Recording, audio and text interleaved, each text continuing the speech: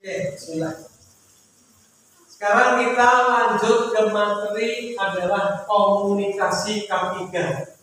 Tanpa komunikasi K3, segala sesuatu bentuk pekerjaan tidak akan bisa terlaksana dengan baik.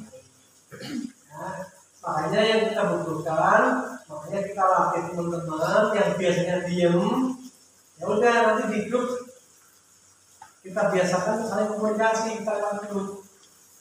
Ada beberapa yang senangnya japri, gak apa-apa. Kalau saya dijapri cewek, saya seneng.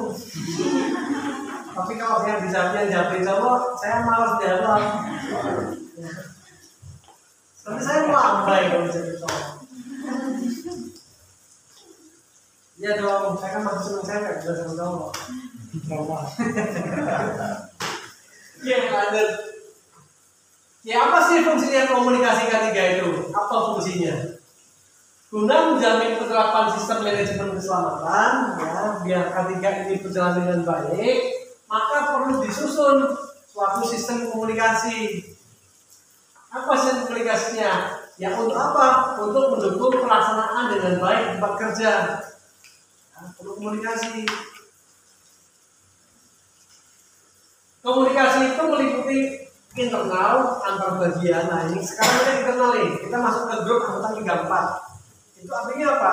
Agar kegiatan K3 di grup 34 bisa terlaksana lewat komunikasi di grup WA. Salah satunya itu contohnya ya, di internal antar bagian maupun sesama bagian.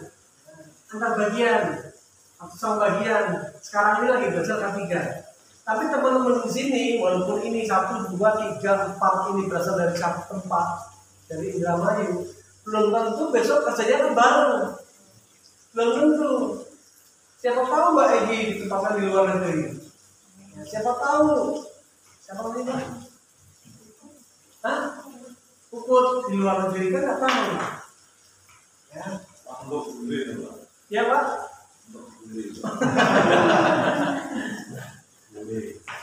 Kalau yang nyuci kebo bule di Solo itu kumpul bule terus Pak.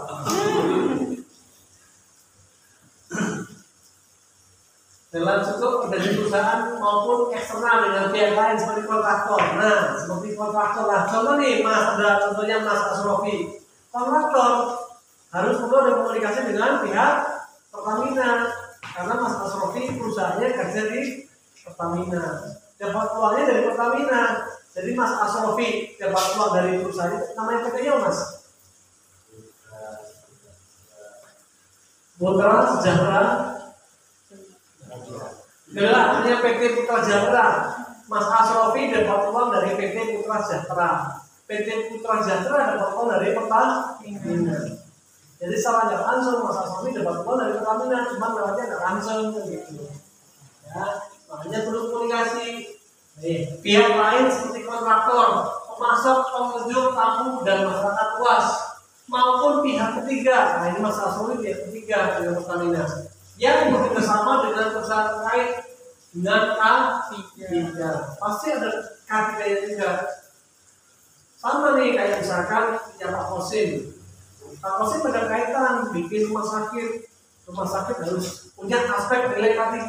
Rumah sakit itu harus ada aspek K3. Apalagi sekarang di rumah sakit wajib ada orang K3. Jadi daftar tuh.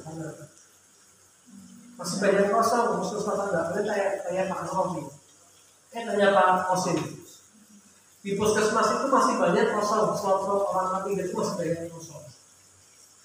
Tapi kebanyakan yang diminta pasti minimal di 3 kalau puskesmas, tidak boleh di SMA. Tapi harus selaras sih. Hah? Harus. Ya harus selaras sama enggak SKM, apabila bisa masyarakat, pokoknya yang kesehatan. Atau orang K3 pun bisa gitu. Lanjut. Oke, informasi apa sih? Informasi yang termasuk dalam komunikasi internal. Yang pertama adalah komitmen perusahaan. Nah ini, adanya komitmen perusahaan. Kenapa harus komitmen duluan? Karena tanpa komitmen, tanpa ada kebijakan dan lain-lain, maka tidak akan adanya pelaksanaan yang baik. Contoh, orang Islam dikasih Al-Quran. sama sunnah. Ya, tujuannya apa? Biar pelaksanaan hidup sesuai dengan Quran dan hadis. Sama, agama yang lain juga sama. Nah, coba bayangkan seandainya di dunia ini tidak ada kitab, tidak ada aturan agama, tidak ada komitmen agama. Jadi komitmen perusahaan juga baca kitab lah. Ya. Andai kan tidak ada seperti ini contohnya. Mas, mau kemana? Oh iya, saya mau nyuri rumah itu. Target saya 2 rumah nih hari ini. Mas, mau kemana? Ini saya mau bunuh orang itu, mau bunuh. Coba bayangkan andaikan tidak ada komitmen, tidak ada kebijakan, maka pasti kita seperti itu. Mas dari mana? Ini nih, saya baru ngerampok. Contoh seperti itu, ya. Kemudian program-program yang berkaitan dengan penerapan K3 di tempat kerja. Setelah adanya kebijakan, adanya komitmen, pasti adanya program kerja. Contoh sama di rumah, pada saat kalian masih sekolah, ada nggak program-program dilaksanakan pada saat sekolah? Apa sebenarnya? Jadwal pelajaran. Contoh yang paling gampang, adanya jadwal pelajaran. Coba kalau kalian belajar tanpa jadwal pelajaran, gimana tuh? Saya hari ini mau belajar apa ya? Hari ini mau bawa buku apa ya? Udah bawa buku semua, satu tas koper bawa sekolah. Anak-anak hari ini kita belajar matematika. Aduh, saya nggak bawa bu. Hari ini kita belajar. Kalau zaman saya, zaman Pak Dedi, zaman Pak Kosim pasti ada mencongak. Ada aljabar, dulu aljabar ya. Coba hari ini aljabar, seandainya tidak ada program, tidak ada jadwal, buku pelajaran satu rumah, 1 minggu dibawa semua.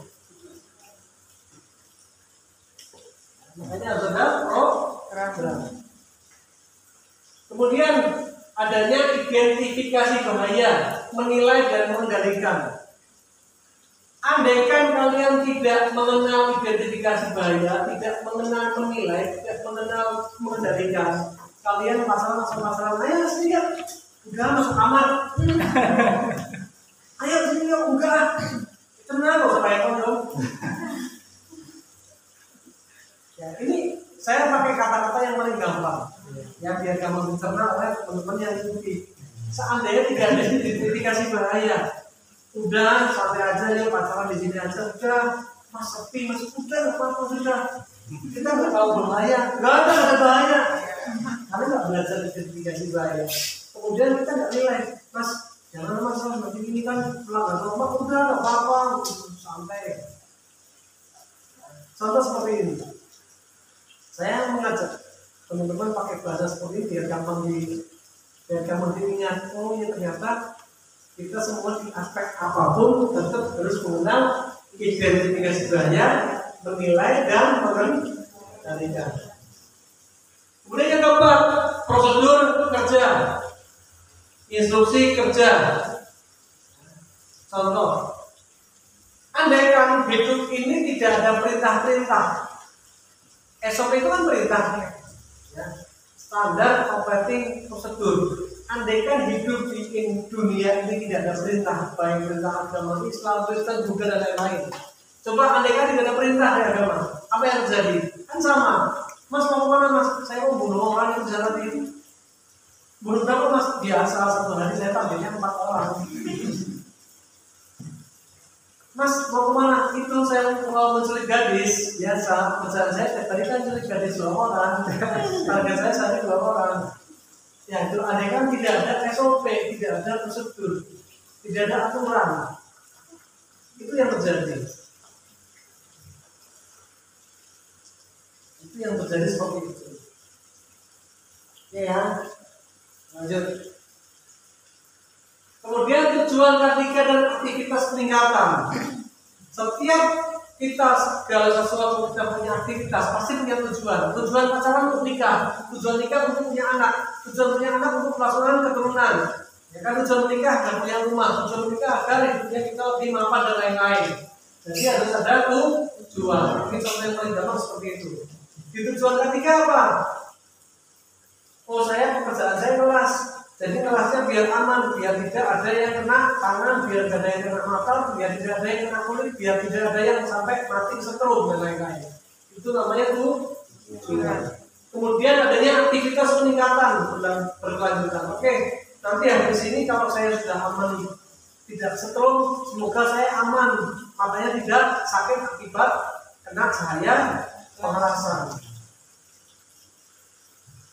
Kemudian nomor 6 adalah hasil investigasi kecelakaan kerja. Perkembangan aktivitas pengendalian bahaya tempat kerja. Ya. Setiap kali kita pekerjaan, kita pasti harus investigasi. Tujuannya apa? Tujuannya biar kita bisa mengukur. Kita kerja sekarang nih. Saya pekerjaan bawa barang dari Purwokerto ke Purbalingga. Tiap hari saya bawa barang ke sana. Saya mikir, pada saat setiap hari saya ke sana, apa sih yang saya terjadi? Oh, di jalan sebelah sana ada lubang, di jalan sebelah sana pasti ada cekatan polisi, di sebelah sana nanti pasti ada jalan yang ramai. Kan setiap hari kita merekam seperti itu. Contohlah kalian misalkan mau berangkat sekolah. Rumahnya di mana tuh? Dekat kampus ya? Iya. Dari rumah ke sekolah berapa jam? Berapa menit? Dulu sekolahnya mana? Kemarin nggak sekolah dulu? Oh, dari rumah ke sekolah? Iya. 10 menit. Dari rumah. Nah, sekarang melihat investigasi. Dari rumah 10 meter pertama dari rumah ke depan. Bahayanya apa? Ya rata, kemudian maju lagi. Ramai tidak? Ya, banyak truk. Nah, akan seperti itu kan rekam. Oh iya, saya kalau keluar dari rumah, pertama kali keluar dari rumah, jalannya berlubang. Saya keluar lagi, selang berapa menit, saya akan menemukan kendaraan besar, truk dan lain-lain. Di sana ada perempatan dan pertigaan. Di situ bahaya karena tidak ada rambu-rambu dan lain-lain. Otak pasti akan terekam. Ya, akan terekam dan akan menginvestigasi. Oh, ternyata saya kalau jalan dari rumah menuju sekolah, saya harus di saat jalan ke sana harus pelan. Jalan ke sana agak ngebut dikit. Jalan ke sana saya harus tengok. Itu seperti itu. Itu namanya investigasi. Jadi kita itu sana nggak langsung. Sebenarnya tiap hari kita itu belajar K3. Cuman teman-teman belum paham K3 itu apa sih maksudnya? Karena banyak yang mengatakan K3 adalah kebersihan, kenyamanan, keindahan. Dan itu yang dimaksud. Sudah kita tiap hari melaksanakan seperti ini, tapi nggak mungkin. Karena banyak yang menganalogikan K3 itu terlalu tinggi. Lah ini tak analogikan biar familiar kata-kata dari kalian. Paham ya?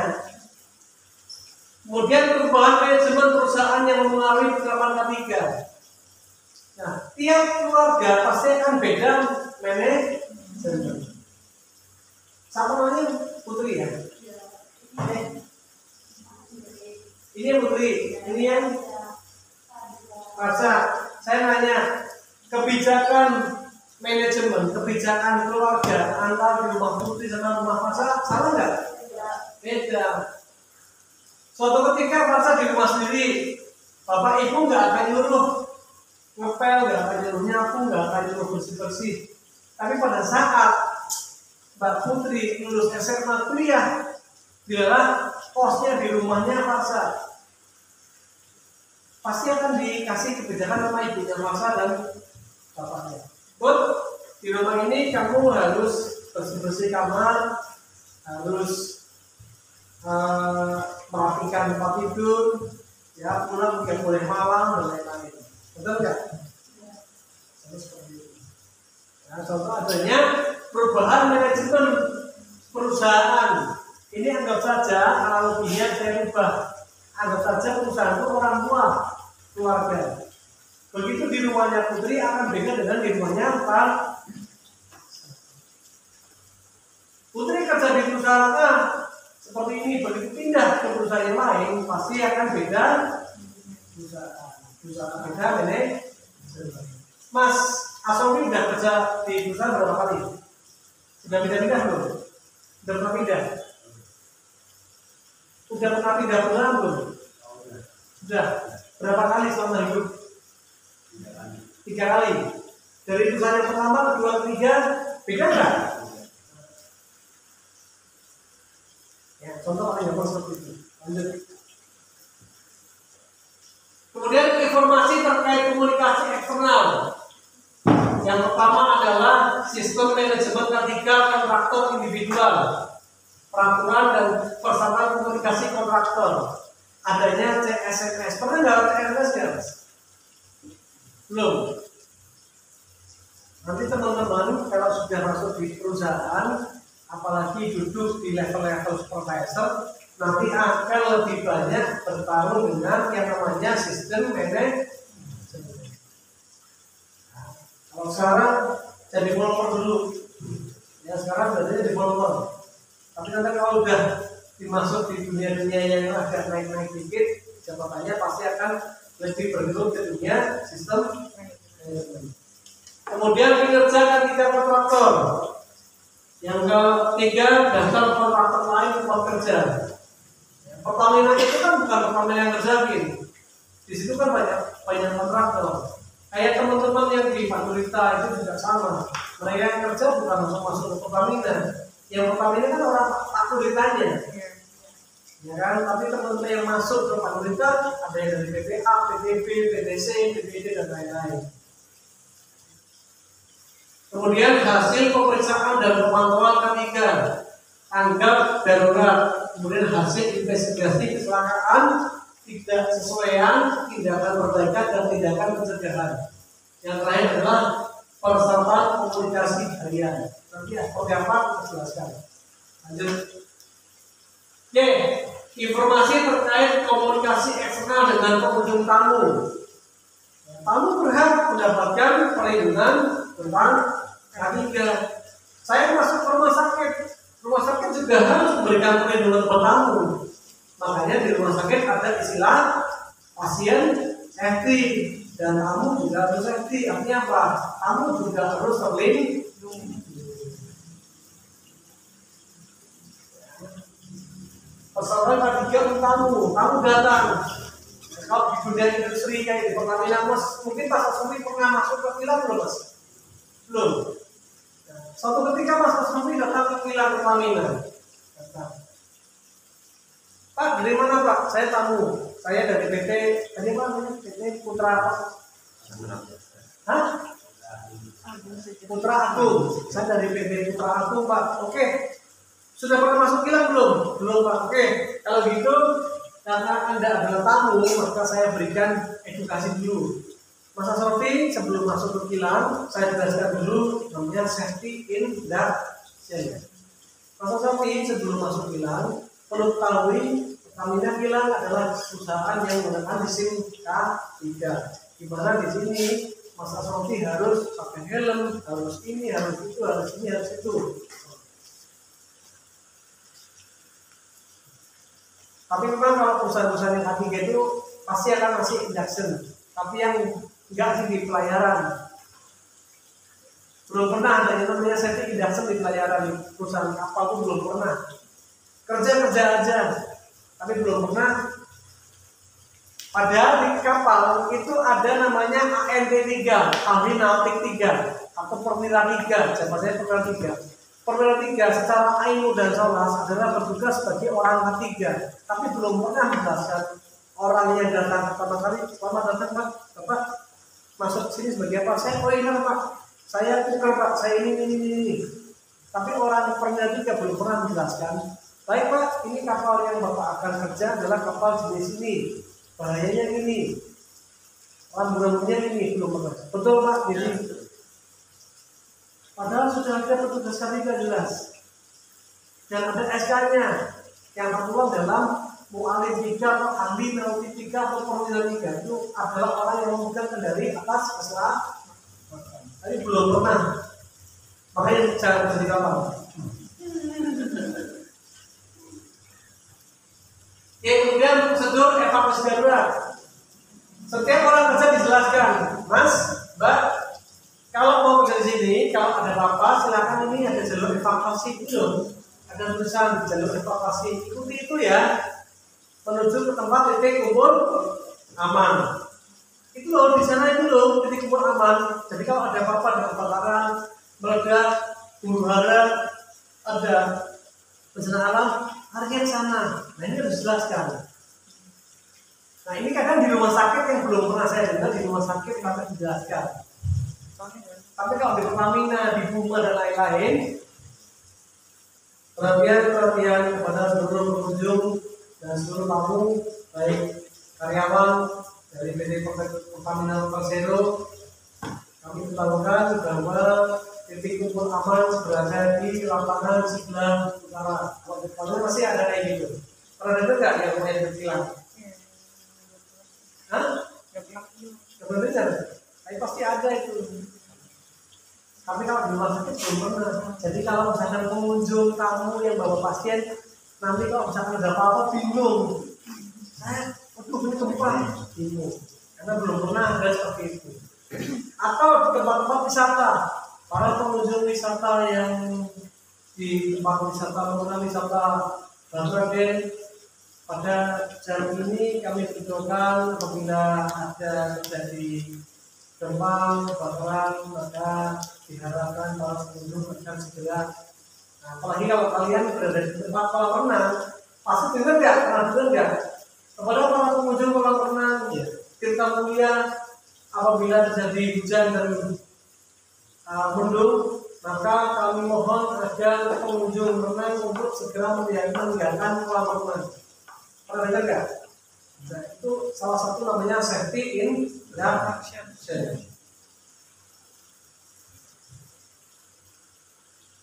Kemudian aturan lalu lintas tempat kerja.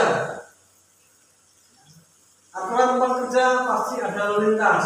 Pernah lihat nggak lampu kedip 1, kedip 2? Nah, itu salah satunya adalah menunjuk bahwa tempat kerja Anda adalah potensi bahaya rendah, tinggi, dan sedang.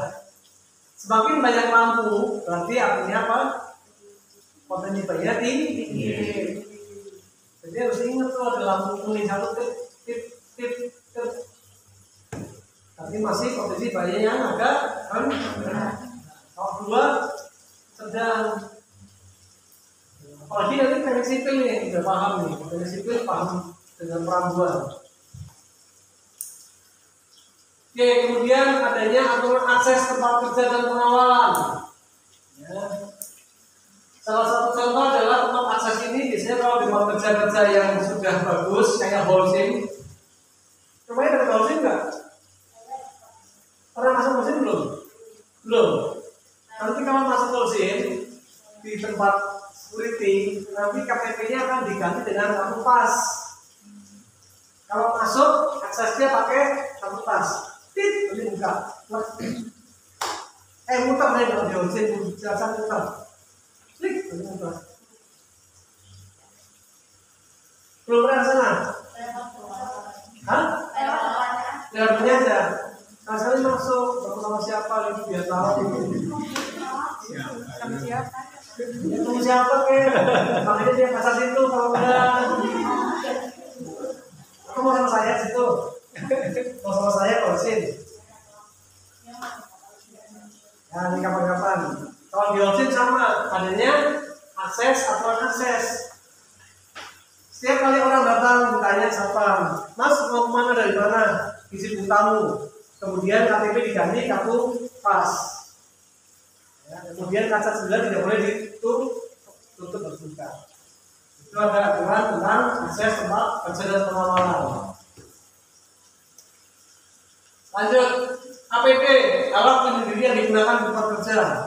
Nanti juga di tempat kerja housing, security-nya malah yang memberikan tahu tentang induksi.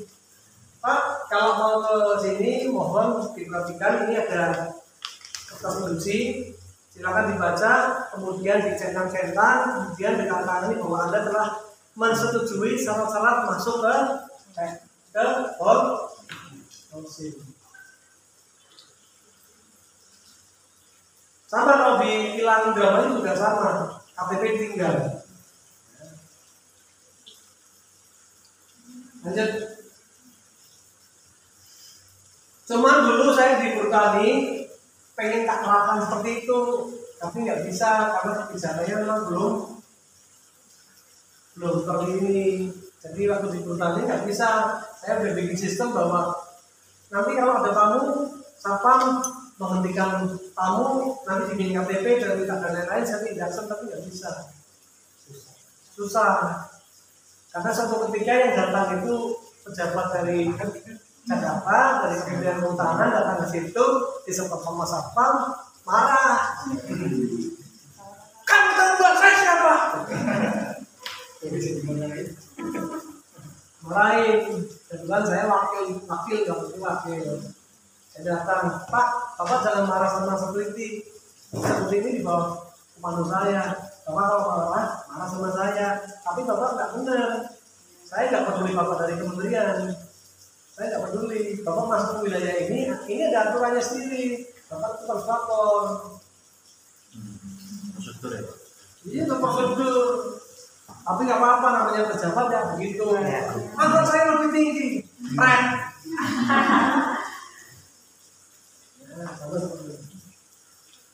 Perusahaan juga mengatur komunikasi eksternal dengan pihak ketiga terkait informasi yang diterima maupun informasi yang diberikan oleh perusahaan pihak ketiga. Salah satunya adalah kontraktor safety management system (CSMS) salah satunya. Kedua, adanya MOU dan lain-lain. Kemudian perusahaan menjamin konsistensi dan relevansi informasi yang diberikan sesuai dengan sistem ketiga, termasuk informasi mengenai penggunaan operasi dan tanggap darurat. Jadi perusahaan itu harus selalu ngomong, nggak mungkin Pertamina tidak akan ngomong dengan perusahaannya Mas Asofi. Pasti akan ngomong Mas Asofi, sebelum perusahaan Mas Asofi masuk sini, tolong melengkapi dulu sertifikat kompetensi K3-nya. Makanya sekarang Mas Asofi ikut K3. Kalau enggak, perusahaannya PT Putra Agung Jatra nggak boleh masuk sini. Nah, kan seperti itu. Mau kan kerja di Pertamina PT-nya? Ikuti dong aturan Pertamina. Oke, lanjut. Safety talk. Ya, ini salah satu bentuk komunikasi. Salah satu bentuk komunikasi ketiga adalah dengan namanya safety talk. Teman-teman semua, pada hari ini kita di lapangan Pertamina, di lapangan Bumber dan lain-lain, misalkan ya, contoh misalkan hari ini kita akan melaksanakan pekerjaan pemasangan pipa, dilakukan oleh berdua. Kemudian nanti ada penggunaan alat berat oleh ini, nanti ada juga penggunaan listrik oleh berdua.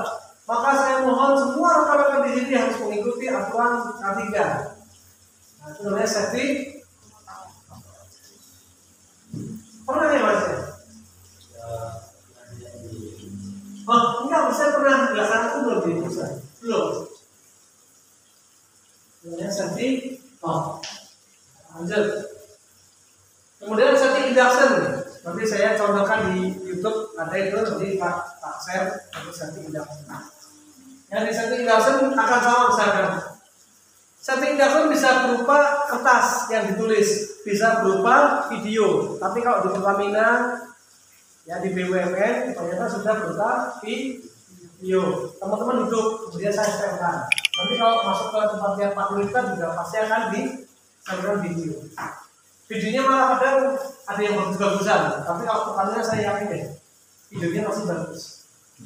Selamat datang di RU Pertamina Balongan Indramayu. Anda memasuki wilayah K3, di mana K3 di Indramayu yang pertama adalah seperti itu. Ada penutupannya, ada videonya. Tapi kadang kalau perusahaan yang masih biasa, masih pakai sistem kertas, Pak silakan Pak ditulis Pak, di bahasa tulis tangan. Ya, contoh seperti itu. Terusnya safety induction. Terus lanjut. Safety meeting. Safety meeting itu biasanya dilakukan sebelum pekerjaan. Misalkan, baik teman-teman, kita hari ini, ayo kita datang ke ruang aula. Saya mau menjelaskan tentang uraian pekerjaan yang akan dilaksanakan. Ya, terus seperti ini. Pada hari ini kita akan melaksanakan kegiatan. Besok kita akan melaksanakan kegiatan penanaman pancak menggunakan jackhammer. Jadi dijelaskan. Terus seperti ini. Lanjut. Kemudian safety training. Nah, sekarang ini teman-teman sekarang lagi belajar safety training. Lanjut. Ada check sheet atau checklist data, itu sudah di grup juga saya kasihkan. Ada checklist data toilet. Ya.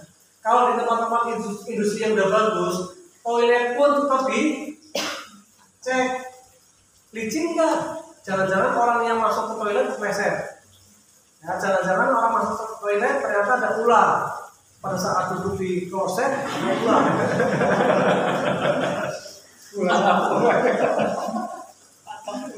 Ya, takut semua. Ya kan takut semua jelas. Kalau laki-laki, wah ada musuh.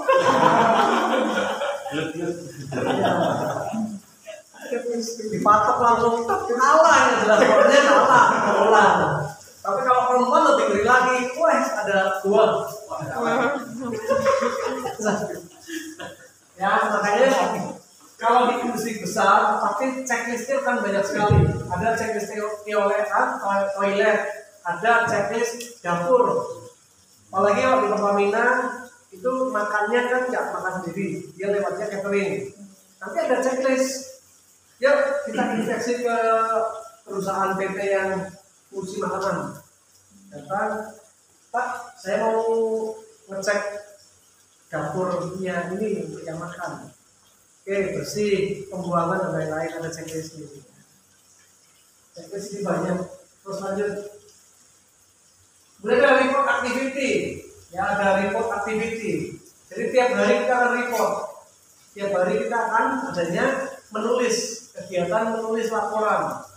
Namanya teman-teman kalau tidak terbiasa dalam membuat menulis, nanti akan kerepotan dalam kerja. Paling nggak minimal menurut saat sekarang kerja minimal adalah bisa buat sama Excel. Oke, lanjut. Safety slogan atau mungkin teman-teman sering lihat di rumah sakit dilarang merokok. Di sini dilarang merokok. Berarti kalau di sana boleh. Saya paling senang kalau di rumah sakit godain perawat-perawatnya. Bagi kalau perawatnya cantik masih lajang tak godain. Mbak, ini nggak boleh merokok di sini. Iya Pak, nggak boleh merokok di sini Pak. Berarti di sana boleh. Sama aja Pak, kan tulisan di sini. Di sana ada tulisannya. Ya enggak Pak, artinya di rumah sakit semuanya tidak boleh merokok. Alasan Pak. Itu namanya safety slogan. Adanya papan-papan peringatan. Ya, kemudian ada rambu-rambu safety sign. Teman-teman akan melihat ada warna hijau untuk evakuasi. Ada tempat rambu-rambu untuk tempat titik kumpul dan lain-lain. Ini namanya safety sign atau tanda-tanda rambu-rambu keselamatan. Ini paling banyak nempel kayak gini di kapal. Di kapal paling sekolahnya paling kapal hebat lah. Paling hebat, paling nempel, paling banyak itu di kapal. Apalagi paling mahal kalau di kapal. Karena kalau di kapal itu mesti safety sign-nya glow in the dark. Jadi begitu lampu mati dia nyala, dia paling dia. Harganya paling mahal di kapal. Tapi terangkan enggak? Ya kadang enggak. Kadang doang. Ya tergantung manajemen perusahaannya. Tapi teman-teman yang memang kalau mau cari kerjaan, cari yang ada MOU, ada surat kontrak kerja. Saya kasih yang di kapal kadang ada yang nggak ada ya Pak. Bahaya benar. Dan banyak kasus-kasus di kapal itu yang nggak dibayar. Ya lanjut. Safety banner ataupun yang membentang besar tuh. Ada yang gambarnya lucu, Pak jangan pulang, saya tidak mau jadi janda. Saya yang selamat ya, biar pulang. Ada yang seperti pernah lihat seperti itu nggak? Di selatan ada yang kemarin yang dibentang seperti itu. Tipak ada selatan paling banyak. Ada slogan gambarnya orang perempuan bawa gendong anak. Ada nggak pernah lihat ya? Nah itu pasti pernah lihat. Kebetulan saya selamat Pak, saya tidak mau jadi janda. Tapi kalau gambarnya cewek cantik, janda juga nggak apa-apa, masih banyak yang mau.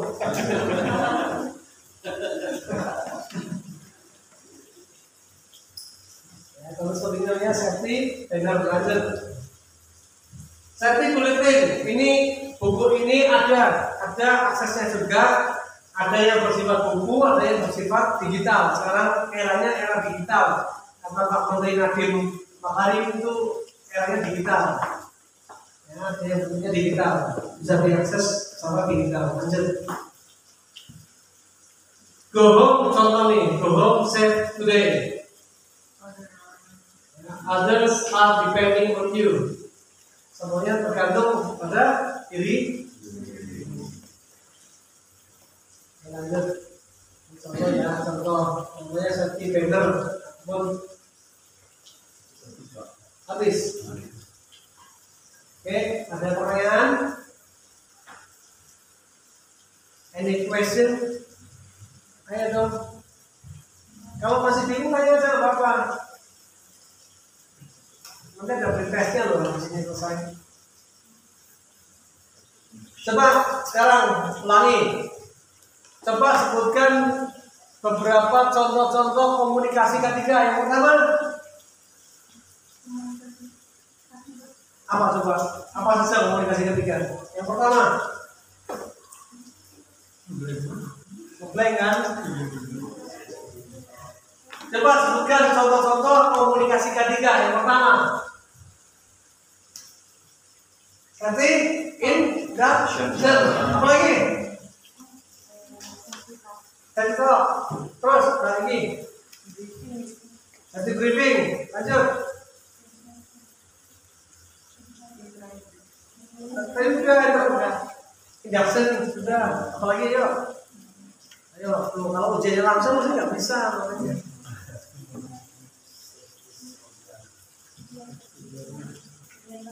Benar terus. Hah? Kayaknya dia udah jawab. Ayo kan? Makanya tanya. Cek. Check in.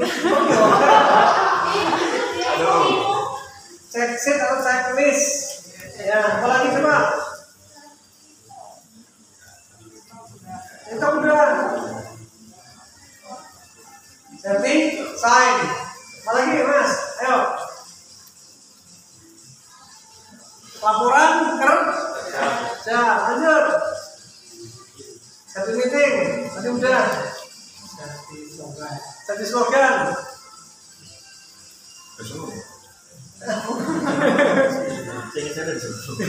Diingat. Apa bentuk komunikasi ketiga? Ingat. Itu pertanyaan nanti ujian. Itu pertanyaan ujian, ya. Oke. Kita sudah masuk jam 1. Kita istirahat dulu sampai jam 1 ya. Sampai jam 1 kita istirahat. Oke, terima kasih. Jangan lupa belajar, tiga-tiga didengarin. Padahal saya masih materinya sambil metode guyon. Saya pakai metode ini, metode yang masuk ke anak-anak muda. Kalau saya pakai bahasanya bahasa Pak Kosim, pakai bahasa Pak Dedi, saya takut kalian nggak mudah. Makanya saya ajak, udah saya harus pakai metodenya. Saya ikuti kalian masih baru. Kalau saya pakai bahasa ini, kajiannya nggak masuk. Ya, oke, terima kasih. Yuk kita istirahat sampai jam 1.